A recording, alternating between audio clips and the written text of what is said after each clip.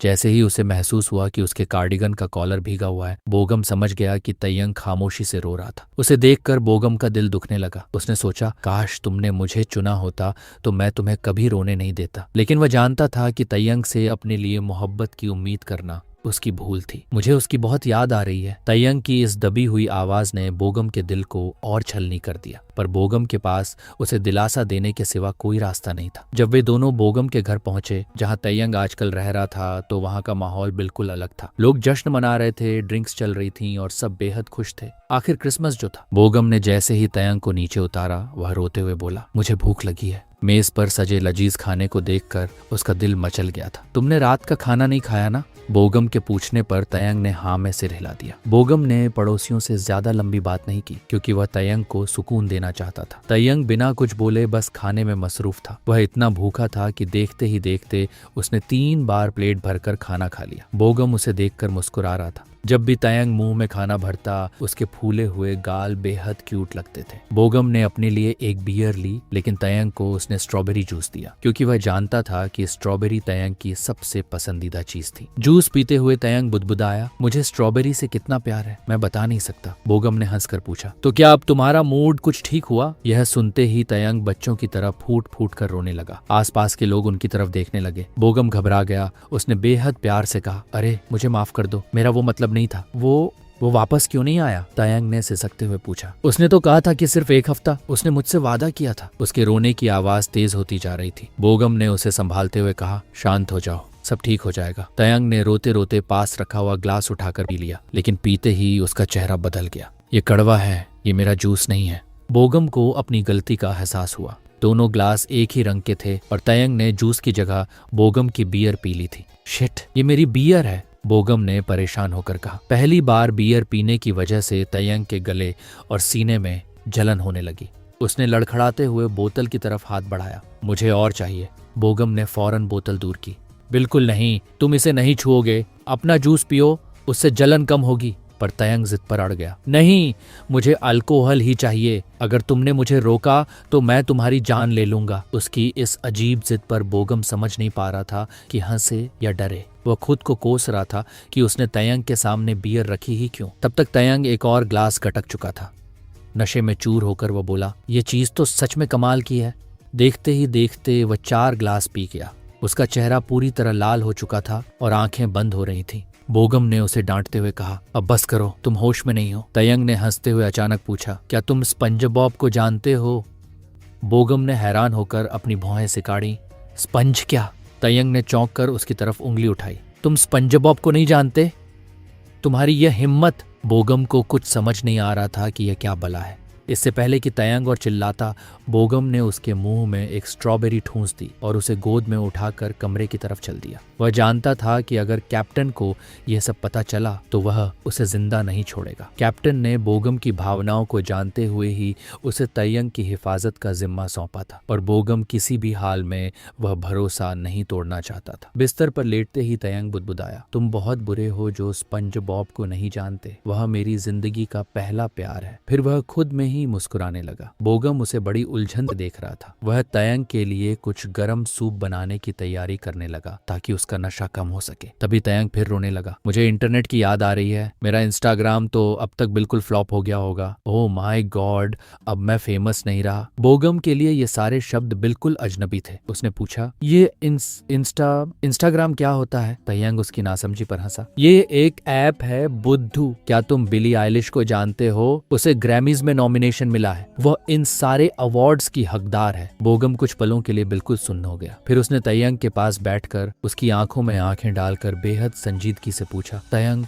मुझे तुम्हारी एक भी बात समझ नहीं आ रही। सच सच बताओ, क्या तुम फ्यूचर से आए हो? हाँ, ये एक सीक्रेट है, पर तुम मेरे दोस्त हो, इसलिए तुम्हें बता रहा हूँ। तयंग ने नशे में हिचकी लेते हुए कहा। बोगम हैरान रह गया। आखिरकार नशे में इंसान झूठ तो नहीं बोलता ना। उसे अपनी ही बात पर यकीन नहीं हो रहा था। रुको, क्या तुम सच कह रहे हो? तुम वाकई फ्यूचर से आए हो? तयंग ने हंसते हुए थम्स अप किया। हाँ, पर मुझे यहाँ ज्यादा अच्छा लगता है, क्योंकि मैं यहाँ खुश हूँ। बोगम बिल्कुल सुन्न हो गया। उसका शक सही था। जब उसने पहली बार तयंग को कैंप में देखा था तो वह वहां के तौर तरीकों से बिल्कुल अनजान था, जबकि उसके पिता खुद एक जनरल थे। उसकी बातें, उसका लहजा और उसके पास मौजूद चीजें इस जमाने की थी ही नहीं। तुम किस साल या किस सदी से आए हो? बोगम ने पूछा, जबकि तयंग दीवार पर रेंगती चींटियों के पीछे उंगली घुमा रहा था। साल 2020, 20वीं सदी, तयंग ने उंगली से चींटी को हटाते हुए कहा। बोगम ने थूक निकला। क्या वह सच में भविष्य से आए किसी इंसान से बात कर रहा था? कैप्टन, मैं कैप्टन को बचाने आया हूँ, तयंग ने लड़खड़ाती आवाज में कहा।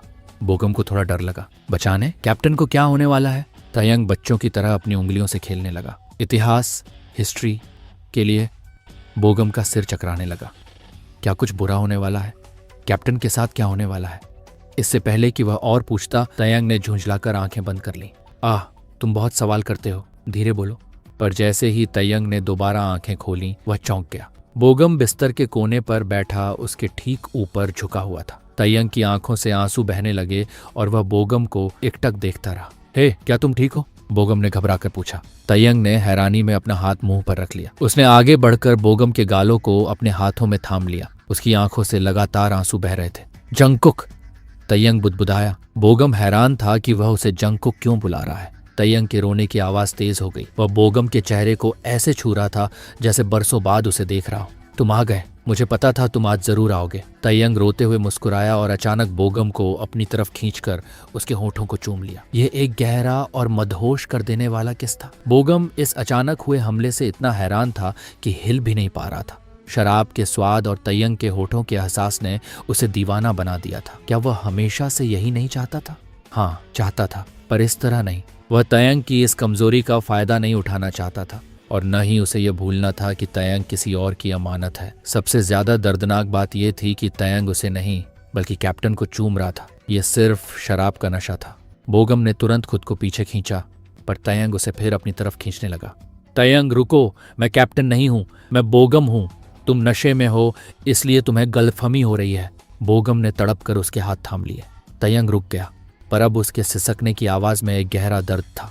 बोगम ने प्यार से कहा, शांत हो जाओ, मैं कैप्टन नहीं हूं। बोगम का अपना दिल भी टूट चुका था, क्योंकि वह कभी जंगकुक की जगह नहीं ले सकता था। तभी बोगम को कमरे के कोने में एक धुंधला सा साया खड़ा दिखाई दिया। उसने मुड़कर देखा। दरवाजे के कुंडे पर हाथ रखे, चेहरे पर बर्फीली खामोशी लिए, वहां कैप्टन जंगकुक खड़ा था। बोगम के पैर कांपने लगे। वह तुरंत खड़ा हुआ और अदब से सिर झुकाकर बोला, कैप्टन। तयंग तब तक सो चुका था, इसलिए उसने जंगकुक को नहीं देखा। जंगकुक ने एक लफ्ज भी नहीं कहा, बस बोगम को बाहर आने का इशारा किया। बगीचे में पहुंचते ही बोगम घुटनों के बल जमीन पर बैठ गया और माफी मांगते हुए बोला, कैप्टन, जो कुछ अंदर हुआ उसके लिए मैं शर्मिंदा हूँ। मुझे कसम है, मेरा ऐसा कोई इरादा नहीं था। बोगम खड़ा हो गया, पर उसकी हिम्मत नहीं थी कि कैप्टन की आंखों में देख सके। जंगकुक ने उसे एक खत थमाया। बोगम ने पूछा, सर, ये क्या है?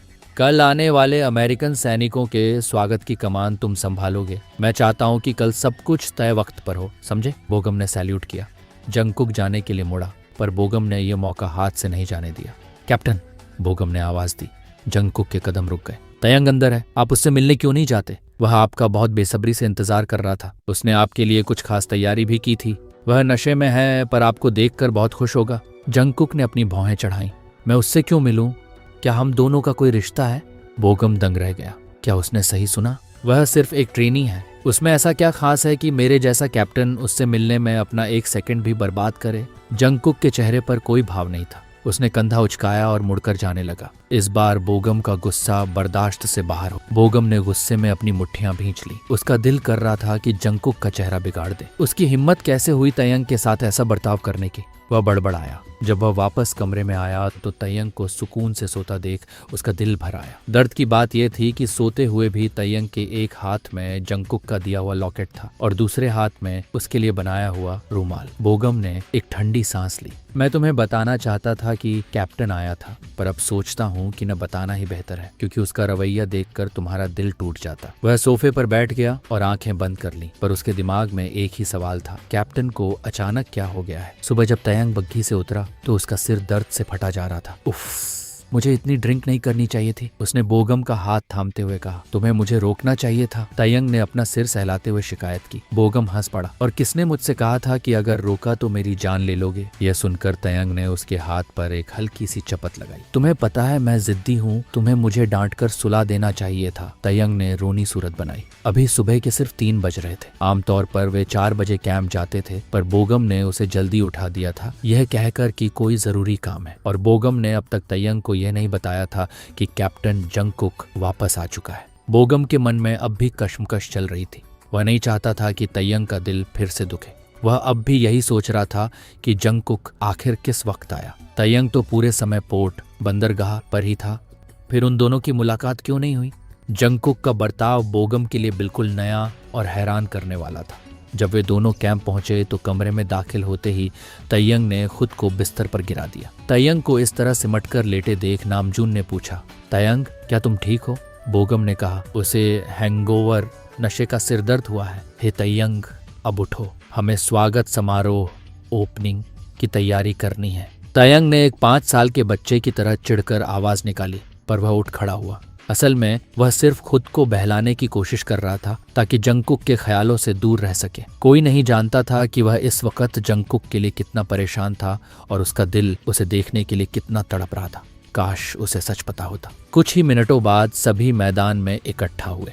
जंगकुक के आदेश के मुताबिक बोगम ने सबको हिदायत दी। इस बार वे हथियारों के साथ चौक प्लाजा की तरफ बढ़े, क्योंकि वे नहीं चाहते थे कि दोबारा कोई अनहोनी हो। वहां काफी लोग जमा थे, पर सैनिकों को आते देखकर कुछ लोग तुरंत वहां से चले गए। शायद पिछले हादसे का खौफ उनके दिलों में अब भी था। मंच पर कुछ मामूली सी सजावट की गई थी और अब सब मेहमानों का इंतजार कर रहे थे। कुछ घंटों के इंतजार के बाद कुछ बग्घियां वहां आकर रुकी। उनमें बैठे सारे चेहरे अनजाने थे, क्योंकि तयंग अमेरिका के किसी इंसान को नहीं जानता था। उनका पहनावा और शक्ल सूरत देखकर ही पता चल रहा था कि वे किसी दूसरे देश से आए हैं। तयंग उनका सम्मान करता था, पर इतिहास की बातों को याद करके उसके मन में एक शक भी था। सैनिकों ने मेहमानों को सैल्यूट किया। सीना बाहर, सीधा बदन, आंखें एक दिशा में, और बिल्कुल माहौल काफी तनावपूर्ण था, पर अनुशासन बनाए रखना उनका फर्ज था। मोर्चे पर सबसे आगे खड़े बोगम ने आदेश दिया, दाएं मुड़।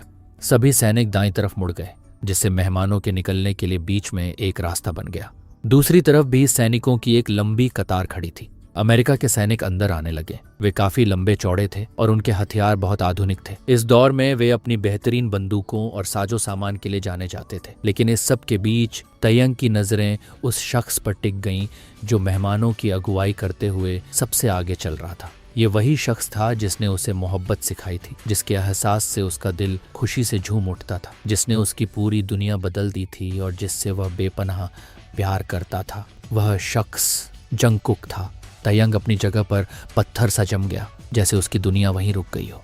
वह अपनी एक उंगली तक नहीं हिला पा रहा था। उसे अपने कानों में अपनी ही धड़कनों की आवाज इतनी तेज सुनाई दे रही थी जैसे दिल सीना चीर कर बाहर आ जाएगा। वह अंदर से पूरी तरह कांप रहा था। वह उलझन में था, पर बेहद खुश था। तयंग को इस तरह खोया हुआ देखकर सोगजिन ने धीरे से फुसफुसाया, तयंग क्या कर रहे हो? सैल्यूट करो। इस तरह बिना सैल्यूट किए खड़ा रहना अपमानजनक था। खुशनसीबी से किसी की नज़र पड़ने से पहले ही तयंग ने अपना हाथ उठाया और सैल्यूट की पोजीशन में आ गया। उसका दिल कर रहा था कि वह जोर से चिल्लाए और आसपास के सारे लोगों को गायब कर दे, ताकि वह दौड़कर जंगकुक की बाहों में समा सके। वह उसे इतना मिस कर रहा था और अब वह ठीक उसके सामने था। पोर्ट पर मुलाकात न होने का मलाल अब खत्म हो चुका था। वह खुशी के उस मुकाम पर था जहां कुछ और सूझ ही नहीं रहा था। पर जंगकुक, तयंग को वह कुछ बदला हुआ सा लगा। उसकी आंखें, जो कभी बड़ी मासूम और हंसमुख हुआ करती थीं, अब बेहद तेज और पैनी थीं। उसके चेहरे पर कोई मुस्कुराहट नहीं थी और उसके हाव भाव को पढ़ पाना नामुमकिन था। तयंग ने खुद को तसल्ली दी, शायद यहाँ मेहमान आए हैं इसलिए वह ऐसा कर रहा है। शायद ड्यूटी के वक्त वह गंभीर रहता है। तयंग ने बस यही सोचा।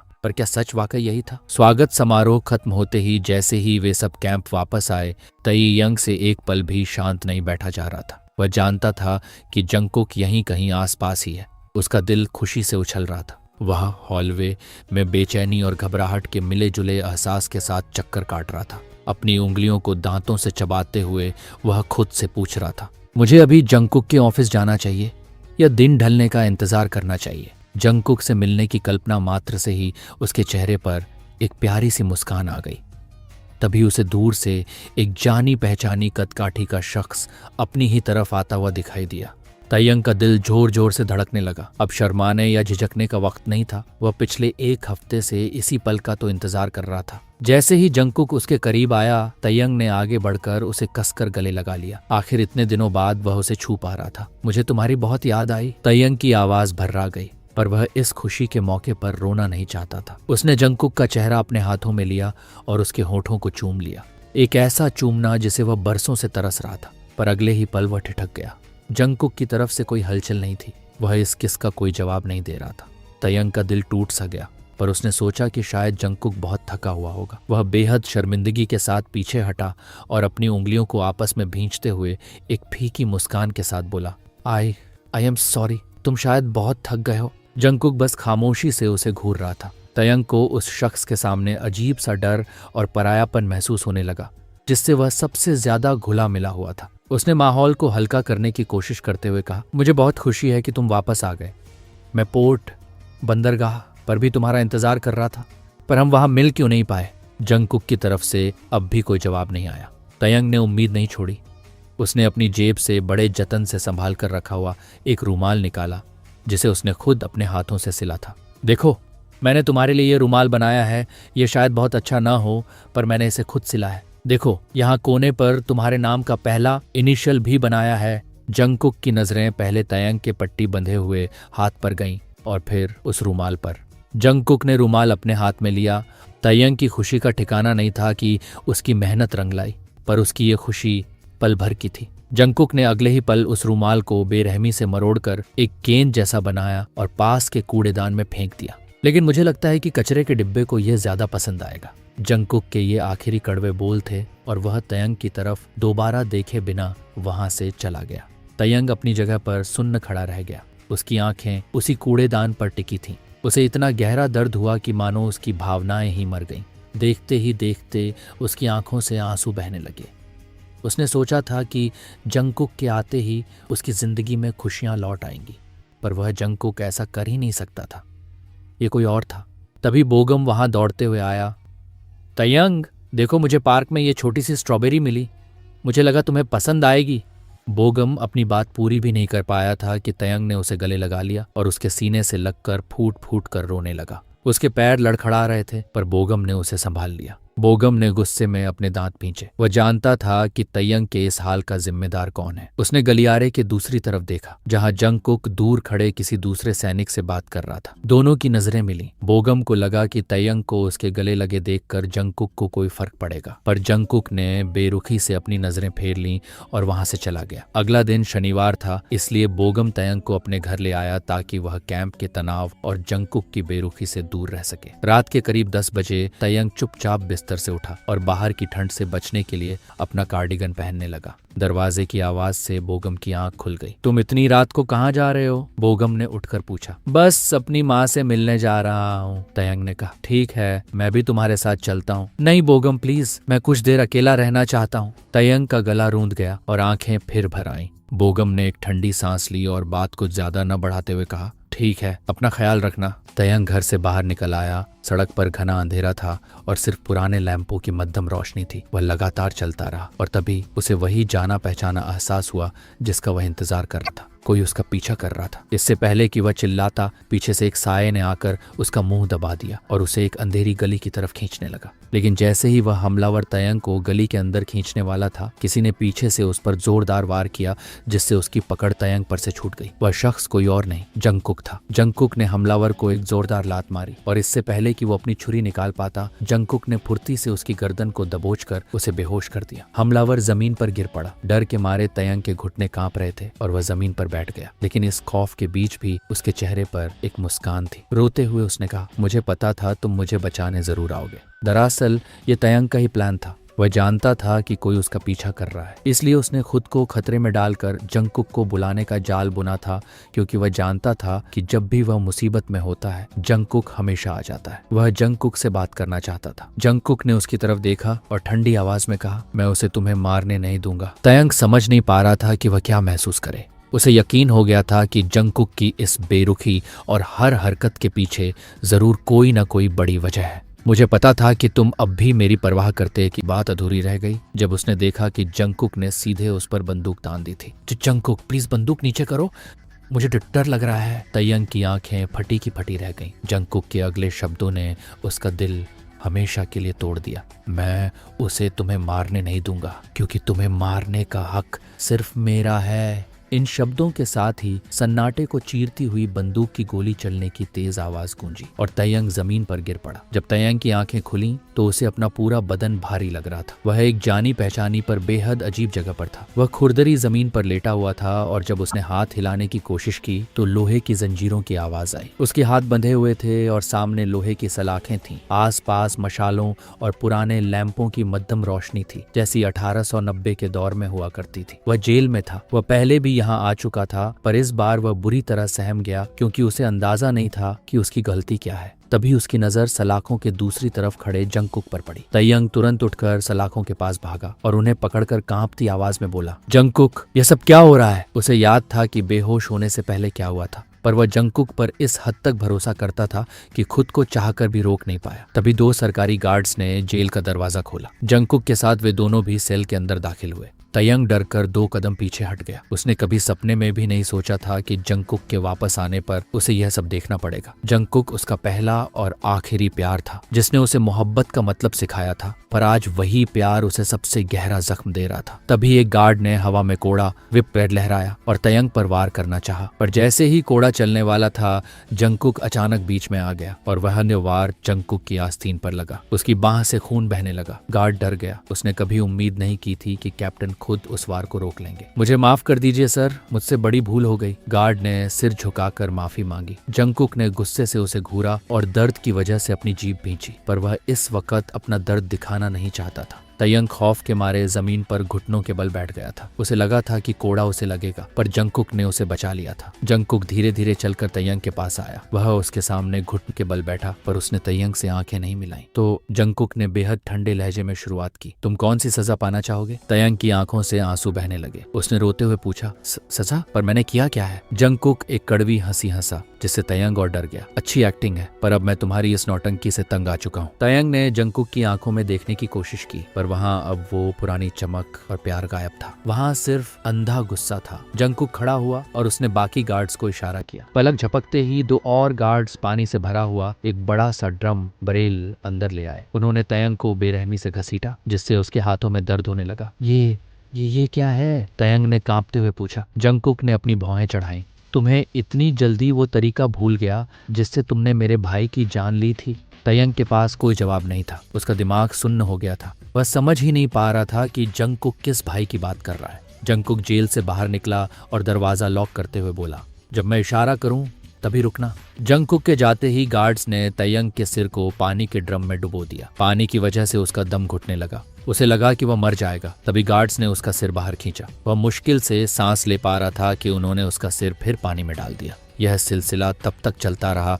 जब तक तयंग अधमरा नहीं हो गया। जंगकुक का इशारा मिलते ही गार्ड्स ने उसे जमीन पर पटक दिया। तयंग जोर जोर से खांसने लगा और उसके मुंह से पानी बाहर आने लगा। उसके बाल और आधे से ज्यादा कपड़े भीग चुके थे। बाहर कड़ाके की ठंड थी और जेल के अंदर का माहौल और भी बर्फीला था। तयंग को हमेशा से ठंड से बहुत परेशानी होती थी और इस वक्त उसके बदन का एक एक हिस्सा ठंड और दर्द से कांप रहा था। गार्ड्स बाहर निकल गए और जेल का दरवाजा फिर से बंद हो गया, जिससे तयंग उस अंधेरे और कंपाती ठंड में अकेला रह गया। तयंग एक बार फिर जमीन पर गिर पड़ा। शारीरिक और मानसिक रूप से वह पूरी तरह टूट चुका था। उसके अंदर अब जरा भी ताकत नहीं बची थी। आखिर यह सब क्या हो रहा था? उसे कुछ समझ नहीं आ रहा था और यही बात उसे सबसे ज्यादा तड़पा रही थी। उसने अपने पट्टी बंधे हाथ को देखा, जिसके जख्म अब भी ताजा थे, पर उन जख्मों से ज्यादा दर्द उसे इस बात का था कि जंगकुक ने उसके तोहफे को कचरे में फेंक दिया था। उसने उंगलियों के दर्द को भूलकर रात दिन एक करके अपने पूरे प्यार से वह रूमाल सिला था, पर जंगकुक को उसकी मेहनत और मोहब्बत की कोई कद्र नहीं थी। तयंग की आंखों से आंसू बह रहे थे, पर अब रोने के लिए भी उसके बदन में जान नहीं बची थी। उसने बेहद कमजोर आवाज में खुद से कहा, जंगकुक, तुमने मुझसे वादा किया था कि तुम हमेशा मेरी हिफाजत करोगे। क्या तुमने वादा नहीं किया था? इस सुनसान और ठंडी जेल में उसे तसल्ली देने वाला कोई नहीं था। वह बिल्कुल अकेला था। तभी जेल के अंदर अचानक एक औरत की आवाज गूंजी, क्या बहुत दर्द हो रहा है? तयंग चौंक कर तुरंत खड़ा हो गया। सामने देखते ही उसकी आंखें फटी की फटी रह गईं। मिस फेयरी, परी? वह समझ नहीं पा रहा था कि उसे देखकर खुश हो या परेशान। ये वही रहस्यमयी ताकत थी जिसने उसे भविष्य से खींचकर इस अतीत पास्ट में धकेल दिया था। फेयरी बड़े आराम से बैठकर अपने नाखूनों पर नेल पॉलिश लगा रही थी। तयंग ने हैरान होकर पूछा, तुम्हें यह नेल पॉलिश कहाँ से मिली? फेयरी मुस्कुराई, मैं फ्यूचर में गई थी, वहाँ के तयंग ने मुझे ये गिफ्ट की। सुंदर है ना? हाँ, पर तयंग कुछ कहता इससे पहले ही फेरी का लहजा अचानक बदल गया और उसका पूरा ऑरा गंभीर हो गया। उसने एक झटके में नेल पॉलिश गायब कर दी और कड़क आवाज में कहा, मैं इस वक्त तुमसे बहुत नाराज हूं किम तयंग। मैंने क्या किया? तयंग ने डरते हुए अपने जंजीरों से बंधे हाथों को देखा। फेरी कमरे में चक्कर काटते हुए बोली, तुम कौन सी खबर पहले सुननी है? बुरी खबर या उससे भी ज्यादा बुरी खबर? तयंग के पास चुनने की हिम्मत नहीं थी। उसने थकी हुई आवाज में कहा, तुम खुद ही तय कर लो। फेरी ने बताना शुरू किया। पहली बात तो ये कि इस जमाने का जो असली तयंग था वही कैप्टन जंगकुक के भाई जंगह्यून के कत्ल का मास्टरमाइंड था। उसने जलन के मारे एक कातिल को सुपारी देकर जंगह्यून को अगवा करवाया और तड़पा तड़पा कर मार डाला। यह सुनकर तयंग दंग रह गया। उसे अंदाजा भी नहीं था कि इस दुनिया का असली तयंग इतना बेरहम था। फेरी ने आगे कहा, पर बाद में उसे अपनी गलती का एहसास हुआ क्योंकि उसके पिता ने उसका ब्रेन वॉश किया था। वह जंगह्यून को बचाने भी गया, पर तब तक बहुत देर हो चुकी थी। पिछले 3 साल वह इसी पछतावे और डर में जी रहा था। जब उसे पता चला कि जंगह्यून का एक छोटा भाई भी है जो बदला लेने आ सकता है, तो डर और गिल्ट के मारे उसने इस दुनिया से गायब होने की दुआ मांग ली। और ठीक उसी वक्त तुमने भी अपनी रिसर्च की मुश्किलों से भागने के लिए इस दुनिया में आने की इच्छा जताई। तयंग को अब समझ आया कि किस्मत ने उसके साथ क्या खेल खेला था। पर फेरी रुकी नहीं। उसने गुस्से में तयंग की तरफ उंगली उठाई। और दूसरी बुरी खबर यह है कि मैंने तुम्हें पहले ही चेतावनी दी थी कि कैप्टन के करीब मत जाना क्योंकि तुम्हारी जान को खतरा होगा, पर तुमने मेरी एक नहीं सुनी। तुम दोनों ने जो एक दूसरे से मोहब्बत की और जो किस किया, उसकी वजह से पूरा इतिहास बदल गया है। तयंग का मानो दम ही निकल गया। ये इतिहास बदल गया? फेरी ने चिढ़कर अपना सिर पकड़ लिया। इतिहास बदलने की वजह से अब मैं भी वापस फ्यूचर में नहीं जा पा रही हूँ। अब मुझे नहीं पता कि आगे जंगकुक के साथ क्या होगा। वह एक हीरो की तरह ही याद रखा जाएगा। तयंग खौफजदा हो गया। जंगकुक की मौत की बात सोचकर ही उसका दिल बैठने लगा। उसने रोते हुए कहा, मुझे माफ कर दो। फेरी ने उसकी हालत देखकर थोड़ी नरमी बरती और कहा, मैं तुम्हें एक आखिरी मौका देती हूँ, चुनो। क्या तुम वापस अपने भविष्य फ्यूचर में लौटना चाहते हो ताकि अतीत और न बिगड़े, या फिर यहीं रहकर देखना चाहते हो कि आगे क्या होता है? ये एक बेहद मुश्किल सवाल था। क्या वह उस जंगकुक के लिए यहाँ रुकना चाहता था जो अब उससे नफरत करता था, या अपने परिवार के पास वापस जाना चाहता था? फेरी ने कहा, मैं जवाब का इंतजार कर रही हूँ। तयंग ने अपनी आंखें बंद की। उसके दिमाग में सिर्फ जंगकुक का चेहरा घूम रहा था। उसने कांपते हुए कहा, मैं यहीं रुकना चुनता हूँ। फेरी ने एक ठंडी सांस ली। ठीक है, भले ही जंगकुक के भाई को तुमने नहीं मारा, पर इस शरीर असली तयंग के पापों की सजा तुम्हें भुगतनी ही होगी। मैं तुम्हें यहाँ रुकने दे रही हूँ, पर एक शर्त पर। इतिहास चाहे जितना बदल जाए, पर अंजाम वही होना चाहिए। कैप्टन जंगकुक को इस देश के रक्षक और हीरो के रूप में ही याद किया जाना चाहिए। ये तुम्हारा आखिरी मिशन है। अगर इस बार गड़बड़ हुई तो मैं तुम्हें कभी माफ नहीं करूंगी। फेरी ने अपना हाथ तयंग के सिर के ऊपर उठाया। एक चमकदार रोशनी की बौछार हुई और गायब हो गई। ये तुमने क्या किया? तयंग ने पूछा। मुझ में अब भी थोड़ी दया बाकी है, इसलिए मैंने तुम्हारे शरीर के दर्द को थोड़ा कम कर दिया है। अपना मिशन याद रखना, किम तयंग। इन आखिरी शब्दों के साथ फेरी पलक झपकते ही गायब हो गई। जेल की कोठरी में तयंग फिर अकेला रह गया। उसका दिल भारी था। उसने रेंगते हुए दीवार का सहारा लिया और खुद से एक दर्दनाक सवाल पूछा, क्या किसी का दिल इतनी जल्दी बदल सकता है? क्या कोई अपने किए वादे इतनी आसानी से भूल सकता है? उसने अपने आंसू रोकने की नाकाम कोशिश की, पर उसकी सिसकी निकल गई। अगर हमारी मोहब्बत ही तुम्हें इंसाफ दिलाने के रास्ते की रुकावट है, तो हाँ, इंसान का दिल बदल सकता है और वो अपने सारे वादे भूल सकता है। तयंग ने अपने घुटनों को सीने से सटा लिया और उस बर्फीले अंधेरे में अपने दिल का सारा दर्द आंसुओं के जरिए बहाने लगा। इसके सिवा वह कर भी क्या सकता था? फ्लैशबैक। जंगकुक! दीवार के पीछे से एक रोती हुई आवाज आई जहां जंगकुक खड़ा था। उसने सिर उठाया और लीसा की तरफ बेहद तीखी नजरों से देखा। लीसा ने आगे बढ़कर उसके हाथ से बंदूक छीन ली। बदला लेने और इंसाफ पाने में फर्क होता है, जॉन। अभी कुछ देर पहले तयंग घुटनों के बल बैठकर उससे बंदूक नीचे करने की भीख मांग रहा था, पर जंगकुक ने ट्रिगर दबा दिया और तयंग जमीन पर गिर पड़ा। असल में जंगकुक ने तयंग को गोली नहीं मारी थी। तयंग सिर्फ खौफ के मारे बेहोश हो गया था। जंगकुक ने गोली तयंग पर नहीं, बल्कि उसके पास जमीन पर चलाई थी। मुझे तुम्हारी ये बातें बिल्कुल पसंद नहीं आ रही हैं, लीसा ने तुरंत बग्घी कलिसा को पास बुलाते हुए कहा। जंगकुक ने आगे बढ़कर बेहोश तयंग को अपनी बाहों में उठा लिया। उसे खुद से नफरत हो रही थी। उसने कभी सपने में भी नहीं सोचा था कि हालात ऐसा मोड़ लेंगे।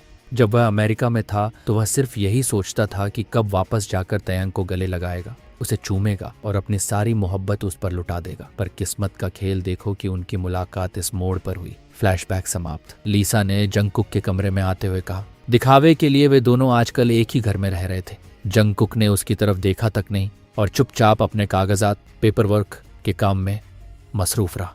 मुझे इस बात में कोई दिलचस्पी नहीं है। लीसा ने एक ठंडी सांस ली और बात करने के लिए जंगकुक की मेज के सामने सोफे पर बैठ गई। तुम बहुत बड़े डरपोक हो। लीसा की इस बात पर जंगकुक ने चिढ़कर उसकी तरफ देखा। उसने अपना पेन पटकते हुए पूछा, अब क्या बात है? तुमने मुझसे हमेशा कहा था कि तुम अपने भाई के कातिल को तड़पा तड़पा कर मारना चाहते हो। जेओन, मैं तुम्हें अपने भाई की तरह जानती हूँ और मैं यह भी जानती हूँ कि तुम उसे चोट नहीं पहुंचा सकते। जंगकुक इस बारे में कोई बात नहीं करना चाहता था। उसने लीसा को अनदेखा करते हुए कहा, चुप हो जाओ। कैदियों को सबसे आम सजा कोड़े मारने की दी जाती है ना? पर तुमने उसे पानी वाली सजा दी क्योंकि तुम उसे लहूलुहान होते हुए नहीं देख सकते। जंगकुक ने उसे घूरते हुए डांटा, बस करो और यहाँ से बाहर जाओ। यही सच है ना? तुम चाहते तो उस रात उसे जान से मार सकते थे। अगर मैं तुम्हें रोकती भी तो तुम नहीं रुकते, पर तुमने गोली जमीन पर चलाई। अपनी जबान बंद रखो वरना मैं तुम्हारी जबान काट दूंगा। जंगकुक गुस्से से कांपते हुए खड़ा हो गया और उसने मेज पर जोर से हाथ मारा। लीसा समझ गई कि उसका तीर निशाने पर लगा है। तुम्हें मुझ पर इस तरह चिल्लाने का कोई हक नहीं है और तुम्हें मेरी जिंदगी का फैसला करने का कोई हक नहीं है। जंगकुक गुस्से में बुरी तरह कांप रहा था। लीसा का दिल भी दुख रहा था, पर जंगकुक के अंदर का सैलाब अब रुकने वाला नहीं था। उसकी आंखों में आंसू भर आए। वह उस अतीत को याद नहीं करना चाहता था जिसने उसे सबसे गहरे जख्म दिए थे। तुम कभी नहीं समझ सकती कि जब मेरा भाई मरा तो मुझ पर क्या गुजरी थी। तुम नहीं जानती कि मैं भूख से कैसे तड़पा हूं क्योंकि मेरे पास खाने के लिए पैसे नहीं थे। सिर छुपाने के लिए मैंने न जाने कितने दरवाजे खटखटाए हैं। उस कातिल ने हमारे घर को आग लगा दी ताकि कुछ न बचे। मैं तब सिर्फ 15 साल का था और मुझे नहीं पता था कि जिंदा कैसे रहना है। मेरा भाई ही मेरा इकलौता परिवार था और उन्होंने उसे मुझसे छीन लिया। तुम मेरा दर्द कभी नहीं समझ सकती। जंगकुक हांफते हुए फूट फूट कर रोने लगा। बरसों से दबा हुआ उसका दर्द आज आंसुओं के रास्ते बाहर आ रहा था। तुम कभी अंदाजा नहीं लगा सकती कि मुझे कैसा लगा जब मैंने उन तस्वीरों को देखा और मुझे पता चला कि तयंग ही मेरे भाई का कातिल है। मैं उसे जान से मार देना चाहता था। गुस्से और दर्द में उसने अपनी मुट्ठियां इतनी जोर से भींच ली थीं कि उसके हाथों से खून बहने लगा, पर उसे इस दर्द का एहसास भी नहीं था। पर जब मैंने उसे दोबारा देखा, उसे मेरे सामने इतनी मासूमियत से मुस्कुराते हुए देखा। उसने अपने हाथों को जख्मी करके मेरे लिए वो तोहफा बनाया था। मुझे नहीं पता मेरा सारा गुस्सा कहाँ गायब हो गया। उसे देखते ही मेरा दिल किया कि मैं उसे गले लगा लूं और उसकी छाती पर सिर रख कर रोऊं। मैं उसकी कमी से तड़प रहा था। मेरे लिए अपनी जान से प्यारे इंसान को सजा देना आसान नहीं है, पर मुझे अपने भाई को इंसाफ दिलाना है और तुम यहाँ खड़े होकर मुझे डरपोक कह रही हो। जंगकुक ने गुस्से में हाथ मारकर मेज पर रखे गुलदस्तों को नीचे गिरा दिया। वे कांच के टुकड़े होकर बिखर गए, पर उन दोनों के दिल उन टुकड़ों से भी ज्यादा टूटे हुए थे। लीसा ने अपने आंसू पोंछते हुए कहा, मैं जानती हूँ तुम तकलीफ में हो, पर तुम मुझ पर इस तरह नहीं चिल्ला सकते। मेरे अपने पिता ने मेरे मंगेतर को मार डाला था। मैं उनसे इतनी नफरत करती थी कि मैंने उन्हें जान से मारने की कोशिश की, पर बाद में मुझे पता चला कि मेरा मंगेतर सिर्फ मेरे पैसों के लिए मेरा इस्तेमाल कर रहा था और मेरे पिता सिर्फ मेरी हिफाजत कर रहे थे। मैंने बिना वजह उनसे नफरत की, उन्हें बुरा भला कहा। जब मैंने उन्हें उनके कमरे में अकेले रोते हुए सुना तो मुझे खुद से नफरत हो गई। लीसा ने गहरी सांस ली। मैं जानती हूँ ये मेरा मामला नहीं है, पर मैं सिर्फ तुम्हारी मदद करना चाहती हूँ। जब मुझे पता चला कि तयंग कातिल है तो मुझे भी झटका लगा था। वह तुमसे बेपनाह मोहब्बत करता है जंगकुक। मुझे नहीं लगता कि वह ऐसा कभी कर सकता है। जंगकुक हार कर कुर्सी पर बैठ गया और अपना चेहरा छिपाकर रोने लगा। लीसा ने कहा, मैं बाहर जा रही हूँ, तुम आराम करो, और वह कमरे से बाहर निकल गई। जंगकुक ने कमरे में अकेले एक ऐसी दर्दनाक चीख मारी जिसे सिर्फ उसका अकेलापन समझ सकता था। उसने रोते हुए आसमान की तरफ देखा। तयंग, आखिर तुम ही क्यों? मुझे यह सच उस वक्त क्यों पता चला जब मैं तुम्हारी मोहब्बत में अपनी जान हार चुका हूँ? माफ कीजिएगा, क्या आपने इस लड़के को देखा है? इसकी लंबाई इतनी है और इसके बाल नहीं। कोई बात नहीं, शुक्रिया। बोगम ने अदब से सिर झुकाया। उसने एक ठंडी सांस ली और अपने हाथ में मौजूद कागज को देखा जिस पर उसने तयंग का एक स्केच बनाया था ताकि लोग उसे पहचान सकें। बाहर कड़ाके की ठंड थी, पर घबराहट की वजह से बोगम के माथे पर पसीना आ रहा था। वह सुबह से ही भटक भटक कर लोगों से तयंग के बारे में पूछ रहा था। जब से तयंग ने उससे कहा था कि वह अपनी माँ की कब्र पर जा रहा है, बोगम की रातों की नींद उड़ गई थी। वह जानता था कि तयंग के पिता की वजह से उसकी जान को कितना खतरा है। वह हताश होकर बेंच पर बैठ गया। शिट, तयंग तुम कहाँ हो? मुझे तुम्हारे साथ ही आना चाहिए चाहिए था। भूख और थकान से उसका बुरा हाल था, पर वह हार मानने को तैयार नहीं था। तभी उसकी नजर दूर खड़े जंगकुक पर पड़ी, जो कैप्टन ह्यूगो और अमेरिकन सैनिकों से बात कर रहा था। बोगम को याद आया कि उस रात जंगकुक ने तयंग के साथ कितना रूखा बर्ताव किया था, पर इस वक्त उसके पास जंगकुक से पूछने के अलावा कोई रास्ता नहीं था। जैसे ही उनकी बातचीत खत्म हुई, बोगम दौड़कर जंगकुक के पास पहुंचा। कैप्टन, जंगकुक ने हमेशा की तरह अपनी बर्फीली और गंभीर नजरों से उसे देखा। आज वीकेंड है, क्या तुम्हें मुझसे कोई काम है? बोगम ने तुरंत तयंग का स्केच जंगकुक के सामने कर दिया। सर, मुझसे बड़ी भूल हो गई। तयंग कल रात अपनी माँ की कब्र पर जाने की बात कहकर निकला था, पर वह अब तक वापस नहीं आया। मैं उसे ढूंढ ढूंढ कर थक चुका हूँ। जंगकुक इस खबर से अंदर तक हिल गया। माँ की कब्र? उसे याद आया कि तयंग की माँ का हाल ही में देहांत हुआ है। यह सोचकर उसका दिल पसीजने लगा कि तयंग इस वक्त कितने दर्द में होगा, पर उसने तुरंत अपने चेहरे के भावों को छुपा लिया। तुम्हें माफी मांगने की जरूरत नहीं है, और मैं जानता हूँ कि वह कहाँ है, जंगकुक ने ठंडे लहजे में कहा। आप जानते हैं वह कहाँ है? सर, प्लीज मुझे उसके पास ले चलिए, मैं बहुत परेशान हूँ, बोगम ने मिन्नत की। जंगकुक कुछ पलों के लिए खामोश रहा, फिर उसने बोगम को बग्घी कैल्से की तरफ आने का इशारा किया। जब बग्घी स्थानीय जेल के सामने आकर रुकी तो बोगम हैरान रह गया। सर, हम यहाँ जेल में क्यों आए हैं? जंगकुक ने एक कड़वी मुस्कान के साथ कहा। क्या तुम्हें तयंग से नहीं मिलना था?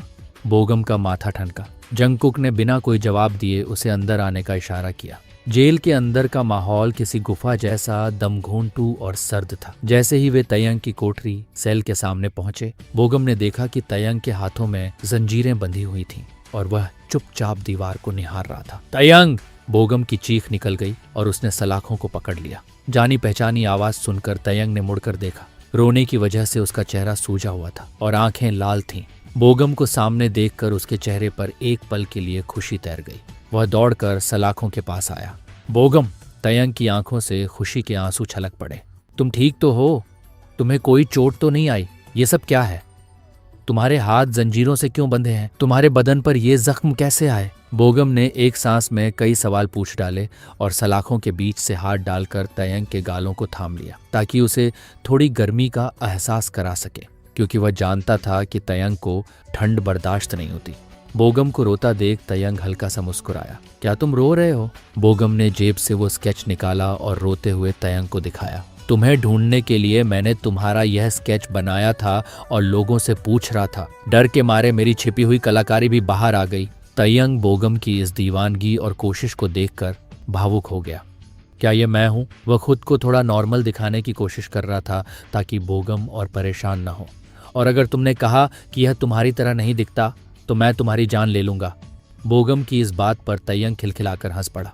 जंगकुक दीवार के पीछे खड़ा चुपचाप यह सब दिख रहा था। वह तयंग के सामने नहीं आना चाहता था। उसे अंदर ही अंदर यह देखकर तकलीफ हो रही थी कि उसकी दी हुई सजा के बीच कोई और शख्स तयंग के चेहरे पर मुस्कान ला रहा था। वह खुद अपनी ही भावनाओं से उलझ रहा था और आखिरकार वह उन्हें अकेला छोड़कर वहां से चला गया। जब तयंग की हंसी थमी, तयंग हिचकिचाया। वह बोगम को कैसे बताता कि वह भविष्य फ्यूचर से आया है और इस जमाने के असली तयंग ने एक गुनाह किया है। उसने नजरें चुराते हुए कहा, मैंने कुछ बहुत गलत किया है। मैंने किसी की जान ली है। तयंग, तुम भविष्य से आए हो, तुम भला यहाँ किसकी जान लोगे? बोगम ने शांत आवाज में कहा। जो वे कोई गार्ड नहीं था, इसलिए उनकी बातें कोई सुन नहीं सकता था। ये सुनते ही तयंग के होश उड़ गए। तो तुमने अभी क्या कहा? बोगम ने मुस्कुराने की कोशिश को रोकते हुए कहा, उस रात जब हम पोर्ट से वापस आए थे, तुमने जूस समझकर मेरी बियर पी ली थी। 4 ग्लास में ही तुम पूरी तरह टल्ली हो गए थे और तुमने खुद मुझे चिल्ला चिल्ला कर बताया था कि तुम साल 2020 से आए हो। तयंग का दिल जोर से धड़का। उसे डर सताने लगा कि नशे में उसने और क्या क्या गुल खिलाए हैं। क्या मैंने कुछ और भी किया था? बोगम ने मुस्कुराते हुए अपना सिर ना में हिलाया। उसने तयंग को उस अनजाने किस के बारे में नहीं बताया। तयंग ने शक से उसे देखा। मुझे तुम्हारी इस मुस्कान पर बिल्कुल भरोसा नहीं है। खैर, अब मुझे शुरू से पूरी बात बताओ कि तुम यहाँ इस जेल में क्यों हो? तयंग ने एक गहरी सांस ली और शुरुआत से लेकर फेरी परी से हुई मुलाकात तक की पूरी कहानी बोगम को सुना दी। पूरी कहानी सुनने के बाद बोगम को समझने में 1 मिनट का वक्त लगा। उसने गुस्से में अपनी मुट्ठियां भींच ली। इसका मतलब कैप्टन को यह अंदाजा ही नहीं है कि तुम वो इंसान हो ही नहीं जिसने उसके भाई को मारा था। तयंग, तुम ये जुल्म क्यों सह रहे हो? तुमने जो गुनाह किया ही नहीं, उसकी सजा तुम्हें क्यों मिल रही है? बोगम का गुस्सा साफ दिख रहा था। बोगम प्लीज शांत हो जाओ, मुझे डर लग रहा है, तयंग ने सहम कर कहा। बोगम ने खुद को संभाला और घुटनों के बल बैठकर सलाखों से तयंग का हाथ बाहर खींचा। उसने तयंग के पट्टी बंधे जख्मी हाथ पर चूमा और बेहद संजीदगी से कहा, मैं तुम्हें इस नरक में और नहीं रहने दूंगा, मैं तुम्हें यहाँ से बाहर निकालूंगा, ये मेरा वादा है। तयंग घबरा गया। बोगम तुम क्या करने जा रहे हो? प्लीज कुछ ऐसा मत करना जिससे हालात और बिगड़ जाएं। और जंगकुक को अब मेरी कोई परवाह नहीं है, उसने मेरा दिया हुआ रूमाल कचरे में फेंक दिया था। बोगम ने सिर हिलाया। नहीं तयंग, तुम गलत सोच रहे हो, मैंने वो रूमाल देखा है, जंगकुक ने उसे फेंका नहीं बल्कि अपनी जेब में संभाल कर रखा है। अगर उसे तुम्हारी परवाह नहीं होती तो वह उस रूमाल को अपने दिल के पास क्यों रखता? यह सुनते ही तयंग का दिल जोर से धड़क उठा, उसकी सारी गलतफहमियां दूर होने लगी। बोगम उसे तसल्ली देकर वहां से निकल गया। तयंग जेल के ठंडे फर्श पर वापस बैठ गया। उसके चेहरे पर एक उदास पर खूबसूरत मुस्कान थी। उसने मेरा रूमाल संभाल कर रखा है, लेकिन साथ ही उसके मन में एक डर भी था। क्या जंगकुक बोगम की बात पर यकीन करेगा? क्या उसका यह आखिरी मिशन कामयाब हो पाएगा? उसने अंधेरे में बुदबुदाते हुए कहा, जंगकुक मेरी मोहब्बत, मुझे उम्मीद है कि तुम सच को समझोगे। के सामने ये बात कैसे साबित करूं? सोचो बोगम, कुछ तो सोचो। बोगम उस घर में चक्कर काटते हुए खुद से कह रहा था जहां तयंग रुका हुआ था। रात के करीब 8 बज चुके थे। उसने जंगकुक से कहने के लिए सारी बातें अपने दिमाग में तैयार कर ली थी, पर सबसे बड़ी मुश्किल यह थी कि उसके पास कोई सबूत नहीं था। वह जानता था कि जंगकुक बिना सबूत के उसकी एक बात पर भी यकीन नहीं करेगा। वह परेशान होकर अपना सिर सहलाने लगा। आखिर क्या सबूत दूं? इस उलझन से तो मेरा सिर फटा जा रहा है। फिर उसने एक गहरी सांस ली। कोई बात नहीं, ये सब तयंग के लिए है, मैं हार नहीं मानूंगा। यह सच भी था। कोई भी उसे बेवकूफ कह सकता था, क्योंकि वह उस इंसान पर अपना सब कुछ लुटा रहा था जो उसे कभी बदले में मोहब्बत नहीं दे सकता था। जब भी वह तयंग को जंगकुक के लिए रोते हुए देखता और उसे दिलासा देता तो बोगम का अपना दिल अंदर से छलनी हो जाता था। पर उसके लिए इतना ही काफी था कि तयंग उसे अपना दोस्त मानता था और वह इस रूप में भी उसका ख्याल रख सकता था। अचानक उसकी नजर एक ऐसे बैग पर पड़ी जो दिखने में इस जमाने का नहीं था। बोगम के दिमाग में तुरंत एक आइडिया आया और वह मुस्कुरा उठा। सही वक्त पर याद आया, तयंग का बैग। दूसरों की चीजों को बिना पूछे छूना बोगम की आदत नहीं थी, इसलिए वह थोड़ा हिचकिचाया, पर तयंग की जान बचाने का यही इकलौता रास्ता था।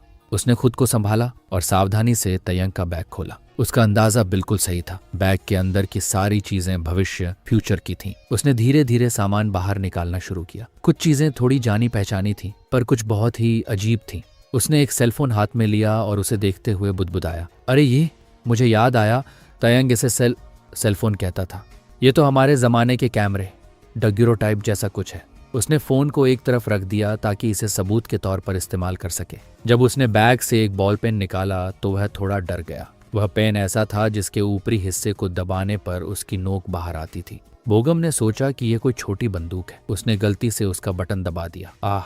बोगम ने डर के मारे आंखें बंद कर लीं कि अब कोई धमाका होगा, पर सिर्फ एक हल्की सी क्लिक की आवाज हुई। उसने हैरान होकर उसे देखा। मुझे लगा यह कोई हथियार है। इस दुनिया में क्या क्या अजीब चीजें हैं। इसके बाद उसने एक चार्जर निकाला। उसे देखकर वह और उलझ गया। भविष्य की दुनिया कितनी पेचीदा है। बैग से लगभग सारा सामान बाहर आ चुका था, पर आखिर में माइक जैसी दिखने वाली एक अजीब सी चीज बची थी। बोगम ने कौतूहल में उसे बाहर निकाला और उस पर बना एक बटन दबा दिया। बटन दबाते ही वह चीज इतनी तेजी से कांपने, वाइब्रेट लगी कि बोगम ने डर के मारे उसे तुरंत दूर फेंक दिया। वह चीज जमीन पर गिरकर भी लगातार कांप रही थी। बोगम डरकर पीछे हट गया। शिट, मुझे लगता है ये फटने वाला है। वह इतना डर गया था कि उसे दोबारा छूने की हिम्मत नहीं हुई और वह बिस्तर के पीछे छिपकर अपने कान बंद करके बैठ गया। कुछ मिनट गुजर गए, पर कोई धमाका नहीं हुआ। बोगम ने धीरे से बिस्तर के पीछे से झांक कर देखा। जब उसने देखा कि वह चीज शांत हो चुकी है तो उसने चैन की सांस ली। वह उठ खड़ा हुआ और उस चीज को वापस बैग में रख दिया। उसे जरा भी अंदाजा नहीं था कि वह भविष्य की एक बेहद निजी चीज वाइब्रेटर थी। उसने सारे अनोखे सबूतों को वापस बैग में भरा और कैंप की तरफ निकल पड़ा। वह जानता था कि कैप्टन इस वक्त अपने ऑफिस में ही होंगे। जब वह कैंप के मुख्य दरवाजे पर पहुंचा तो वहां पहरा दे रहे सैनिक उस अजीब बैग को देखकर हैरान थे। बोगम अंदर गया और उसने कैप्टन के ऑफिस का दरवाजा खटखटाया। अंदर रोशनी जल रही थी। भीतर से आवाज आई, अंदर आओ। बोगम ने अंदर जाकर अदब से सैल्यूट किया। सर, मुझे आपसे एक जरूरी बात करनी है। जंगकुक ने उसकी तरफ देखा भी नहीं। वह टाइपराइटर पर कुछ टाइप करने में व्यस्त था और बेहद तनाव में दिख रहा था। बोगम को उसे देखकर थोड़ा तरस आया। जब से तयंग उसकी जिंदगी में आया था, जंगकुक का चेहरा हमेशा चमकता रहता था, पर अब वह फिर से पहले जैसा बेरहम और गंभीर हो गया था। बल्कि अब उसका गुस्सा और भी खौफनाक था। बोगम जंगकुक को दोष भी नहीं दे सकता था। उसी ने उसके भाई की जान ली है। जो कहना है साफ साफ कहो, जंगकुक ने हुक्म दिया। बोगम ने सीधे मुद्दे की बात की। सर, मैं बात को ज्यादा घुमाऊंगा नहीं। मैं बस ये कहना चाहता हूँ कि आप तयंग को उस गुनाह की सजा दे रहे हैं जो उसने कभी किया ही नहीं। यह सुनते ही जंगकुक का ध्यान भटका। उसने अपनी भौहें तान कर गुस्से से बोगम को देखा। तुम्हारा क्या मतलब है? यह सुनने में नामुमकिन लग सकता है सर, पर यह तयंग इस दुनिया का है ही नहीं। यह इंसान सिर्फ दिखने में वो कातिल तयंग है, पर अंदर से यह कोई और है। जंगकुक कुछ देर तक खामोशी से उसे घूरता रहा। फिर वह मुड़ा और अपनी मेज पर एक सिक्का फेंकते हुए बोला, ये लो। बोगम उलझ गया। सर, ये क्या है? क्या तुम मुझसे कोई मजाक नहीं कर रहे? मुझे लगा तुम किसी सर्कस में काम करते हो और यहाँ मुझे लतीफे सुना रहे हो। बोगम ने गुस्से में अपनी मुट्ठियां भींच ली, पर उसने खुद को शांत रखा। मैं कोई मजाक नहीं कर रहा हूँ सर, मैं बिल्कुल सच कह रहा हूँ। जिस तयंग को आपने जेल में बंद किया है वह बेकसूर है। मैं तब तक यहाँ से नहीं जाऊंगा जब तक आप मेरी बात पर यकीन नहीं कर लेते, कैप्टन। बोगम ने कैप्टन शब्द पर जोर दिया, क्योंकि उसका अदब अब खत्म हो रहा था। तुम्हारी हिम्मत कैसे हुई मुझसे इस लहजे में बात करने की? जंगकुक अपनी कुर्सी से उठ खड़ा हुआ। उसकी आंखों का प्यार अब पूरी तरह खौफनाक गुस्से में बदल चुका था। पर बोगम अब डरने वालों में से नहीं था।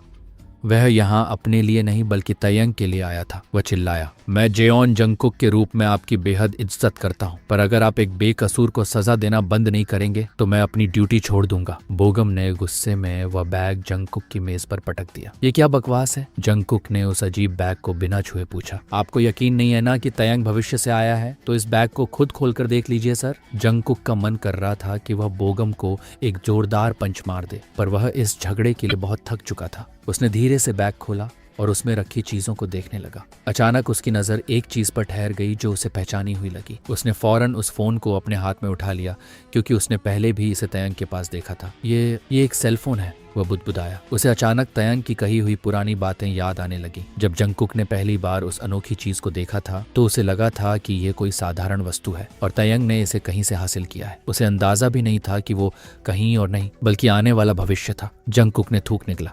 वह इस सच पर यकीन नहीं करना चाहता था, पर सबूत ठीक उसकी आंखों के सामने था। उसने अनजाने में फोन के बीच का बटन दबा दिया और स्क्रीन चमक उठी। स्क्रीन पर खुद का चेहरा देखकर वह हैरान रह गया। यह उसकी वही तस्वीर थी जो उस रात आर्केड में ली गई थी जब वह और तयंग बाहर घूमने गए थे। वह तयंग के फोन का वॉलपेपर था। ये देखकर जंगकुक के दिल में एक अजीब सी टीस उठी। खुद को रोने से रोकने के लिए उसने अपने होंठ भींच लिए। उसने बैग के अंदर झांका, जो ऐसी चीजों से भरा था जिनके बारे में इस जमाने का कोई इंसान सोच भी नहीं सकता था। बोगम ने उम्मीद जताते हुए कहा, मुझे उम्मीद है कि अब आपको मेरी बात पर यकीन आ गया होगा सर। जिस तयंग को सजा मिलनी चाहिए वह यहाँ नहीं है। प्लीज उसे आजाद कर दीजिए। आप नहीं जानते वह अंदर से कितना टूट चुका है। जंगकुक ने गुस्से में चिल्लाते हुए फोन को वापस बैग में डाला और उसे बोगम की तरफ फेंक दिया। सर, मैंने कहा बाहर जाओ। जंगकुक गुस्से से थर-थर कांप रहा था। बोगम चुप हो गया। वह यह देखकर दंग था कि जंगकुक की आंखों से आंसू बह रहे थे। उसने पहली बार किसी कड़क फौजी को इस तरह रोते देखा था। बोगम ने अदब से सिर झुकाया। उसे तसल्ली थी कि उसका मकसद पूरा हो गया। उसने सैल्यूट किया, यस सर, और कमरे से बाहर निकल गया। जैसे ही दरवाजा बंद हुआ, जंगकुक के पैर कमजोर पड़ गए और वह घुटनों के बल फर्श पर गिर गया। उसने अपने दिल में दबाए हुए सारे आंसुओं को बह जाने दिया। वह खुद को एक बहुत बड़ा बेवकूफ महसूस कर रहा था। उसे नफरत थी कि किसी ने उसकी इस कमजोरी को देख लिया था। जिंदगी के थपेड़ों ने उसे बचपन से ही सख्त और अकेला बना दिया था ताकि कोई उसकी लाचारी का फायदा न उठा सके। उसने कभी नहीं सोचा था कि मोहब्बत उसे एक बार फिर इस मोड़ पर लाकर खड़ा कर देगी जहां वह इतना कमजोर हो जाएगा। तयंग, वह बार बार रोते हुए बस उसी का नाम पुकार रहा था। उसका दिल चीख चीख कर कह रहा था कि बोगम सच कह रहा है, पर वह ये पूरा सच खुद तयंग के मुंह से सुनना चाहता था। उसने अपनी जेब से वो रुमाल निकाला जो तयंग ने उसे दिया था। तयंग के जाने के बाद उसने उस रुमाल को सहेज कर धो लिया था, क्योंकि वही एक चीज थी जिसमें उसे तयंग की मोहब्बत महसूस होती। इस बार उसने अपने स्वर्गीय भाई को पुकारा। मुझे लगा था कि जब मैं इस ऊंचे ओहदे पर पहुंचूंगा तो तुम्हारे लिए इंसाफ पाना आसान होगा, पर किस्मत ने मेरे साथ ये क्या खेल खेला। आखिर वो इंसान तयंग जैसा ही क्यों दिखता है? क्यों? बाहर से चट्टान की तरह दिखने वाले इस फौजी के अंदर आज भी एक मासूम बच्चे का दिल रो रहा था। उसने अपने आंसू पोंछे और खुद से कहा, मुझे तयंग से बात करनी होगी। यहाँ बैठकर सिर्फ रोने से कुछ हासिल नहीं होगा। रात के करीब 12 बज रहे थे। जेल की सलाखें खुलने की आवाज से तयंग की नींद खुल गई। वह डर के मारे सहम गया कि शायद उसे फिर किसी सज़ा के लिए ले जाया जा रहा है। पर वह तब हैरान रह गया जब गार्ड ने आगे बढ़कर उसके हाथों की जंजीरें खोल दी। जंजीरों के कड़े होने की वजह से उसकी कलाइयों पर गहरे निशान पड़ गए थे। गार्ड ने कहा, कैप्टन के हुक्म पर तुम्हें आज़ाद किया जा रहा है, तुम अब जा सकते हो। तयंग उलझन में था कि वह खुश हो या परेशान। वह रेंगते हुए कोठरी से बाहर आया। कुछ दूरी पर बोगम सब्र से उसका इंतजार कर रहा था। बोगम को देखते ही तयंग का चेहरा खिल उठा और वह दौड़कर उसके गले लग गया। अरे रुको, मेरा दम घुट जाएगा, बोगम ने हंसते हुए कहा तो तयंग ने तुरंत दूरी बनाई। आई एम सॉरी, मैं बस तुम्हें देखकर बहुत खुश हो गया था। मैं जानता हूँ कि तुमने ही मुझे यहाँ से बाहर निकालने के लिए कुछ किया है। Thank you so much. Tayang ने अपनी प्यारी मुस्कान बिखेरी। बोगम ने उसे दोबारा गले से लगा लिया और मजाक में रोने का नाटक करने लगा। तुम्हें मेरा शुक्रिया अदा करना ही चाहिए, तुम्हारी वजह से मैं बहुत बड़ी मुसीबत में फंसने वाला था। तयंग खिलखिलाकर हंस पड़ा। बोगम को लगा कि वह कितना मासूम और प्यारा है, पर वह यह भी जानता था कि तयंग के दिल में उसके लिए सिर्फ एक दोस्त की जगह है। तयंग ने कहा, इस एहसान के बदले कल मैं तुम्हें लंच पर ले जाऊंगा, डील? बोगम ने हामी भरी। तयंग ने थोड़ा हिचकिचाते हुए पूछा, वैसे तुमने कैप्टन से क्या बात की? हाँ, मैंने उनसे बात की। वह मुझ पर चिल्लाए तो मैं भी उन पर चिल्ला पड़ा। बोगम ने आंख मारी। पर सच कहूं तो जब मैंने उनकी आंखों में गुस्से के साथ आंसू देखे तो मैं भी थोड़ा सहम गया था। तयंग का दिल जोर से धड़का। आंसू? क्या वो रो रहे थे? बोगम ने सिर हिलाया। हाँ, जब मैंने उन्हें सबूत के तौर पर तुम्हारा बैग और उसमें रखी चीज़ें दिखाईं तो उन्होंने मुझे बाहर जाने को कहा और उनकी आंखें नम थीं। तयंग, तुमने कैप्टन के दिल पर बहुत गहरा असर छोड़ा है। और बोगम ने मन में उदासी से सोचा, और मुझ पर भी। अचानक तयंग को कुछ याद आया और वह घबरा गया। रुको, तुमने कहा कि तुमने उन्हें मेरे बैग की चीज़ें दिखाईं?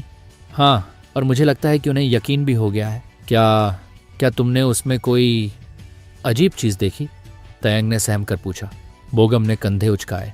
तुम्हारी सारी चीज़ें ही अजीब थीं, पर वो चीज़ जो बेन दबाने पर जोर जोर से कांप रही थी वो सबसे ज़्यादा अजीब थी। यह सुनते ही तयंग का पूरा चेहरा शर्म से लाल हो गया।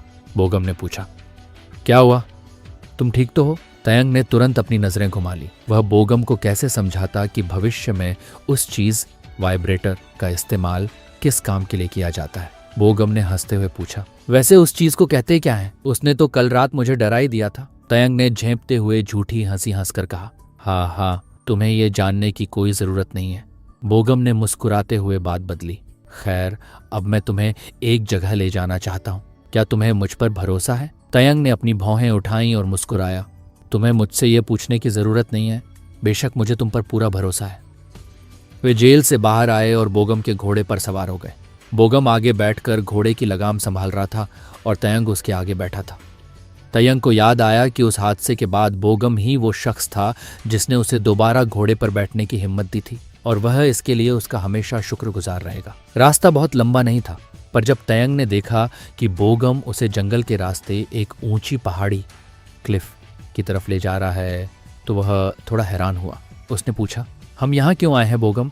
बोगम ने रहस्यमयी अंदाज में मुस्कुराते हुए कहा, तुम्हें थोड़ी देर में खुद पता चल जाएगा।